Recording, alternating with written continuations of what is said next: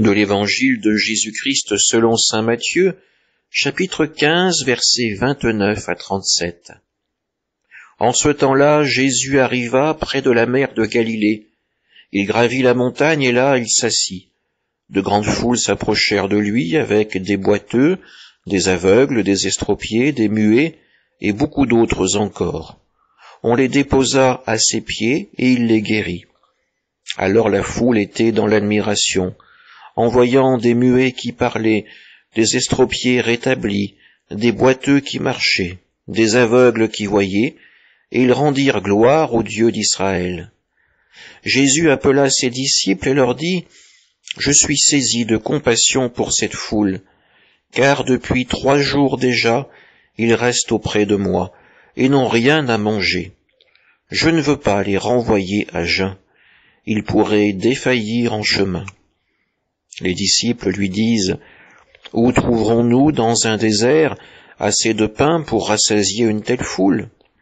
Jésus leur demanda : « Combien de pain avez-vous » Ils dirent : « 7, et quelques petits poissons. » Alors il ordonna à la foule de s'asseoir par terre.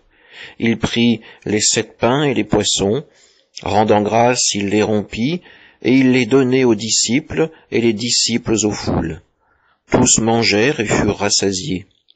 On ramassa les morceaux qui restaient, cela faisait 7 corbeilles pleines. Acclamons la parole de Dieu.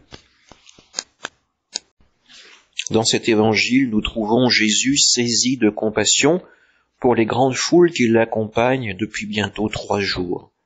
Il ne veut pas les renvoyer à jeun de peur qu'elles défaillissent en chemin. Cette remarque est faite pour interpeller ses disciples. Comment vont-ils réagir à la supplique de leur maître ? Ils réagissent en avouant leur incapacité, leur impuissance. Où trouver dans un désert assez de pain pour rassasier une telle foule ? Les disciples n'ont pas encore compris que le Christ, leur maître, est le pain de vie.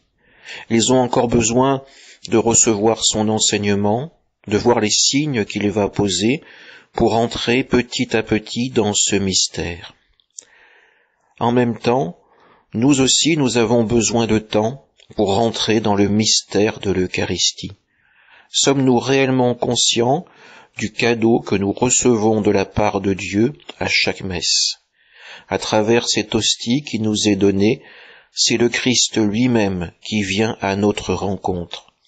À travers cette hostie qui nous est offerte à l'exposition du Saint-Sacrement, c'est devant le Christ lui-même que nous pouvons prier.